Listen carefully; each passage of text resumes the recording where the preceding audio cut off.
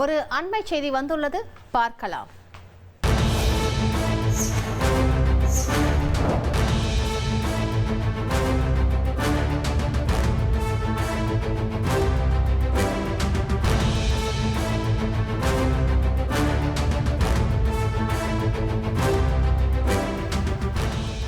விஷவாயு தாக்கி 3 பேர் பலியாக இருக்கின்றனர். இது தொடர்பாக தேசிய தாழ்த்தப்பட்டோர் ஆணையம் ஆய்வு செய்து வருகிறது. கூடுதல் விவரங்களை செய்தியாளர் பிரகதீஸ்வரன் கேட்கலாம். பிரகதீஸ்வரன், கூடுதல் விவரங்களை பதிவு பண்ணுங்க.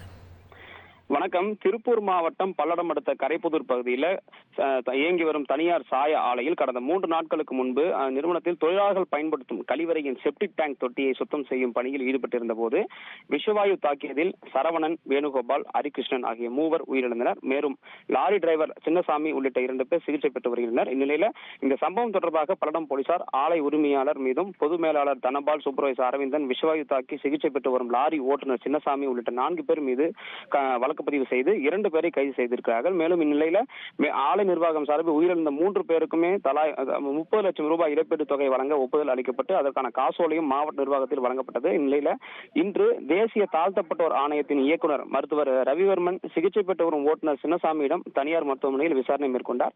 அதன் தொடர்ச்சியாக சாய ஆலை உள்ள அமைந்துள்ள இடத்தில் கழிவுநீர் தொட்டியை ஆகிய இடங்களில் மருத்துவர் ரவிவர்மன் தலைமையிலான குழுவினர், வருவாய்த்துறை அதிகாரிகள், பல்லடம் காவல்துறையினர் ஆகியோர் ஆய்வு மேற்கொண்டனர். மேலும் இச்சம்பவம் நடந்த நாளன்று கழிவுநீர் தொட்டியை சுத்தம் செய்ய முறையான பாதுகாப்பு உபகரணங்கள் ஆலை தரப்பில் வழங்கப்பட்டதா என்பது குறித்து போன்ற ஆய்வுகள் மேற்கொண்டனர். மேலும் முறையாக ஆய்வு மேற்கொண்ட பின்பு அறிக்கை மாவட்ட நிர்வாகத்தில் சமர்ப்பிக்கப்படும் எனவும் தேசிய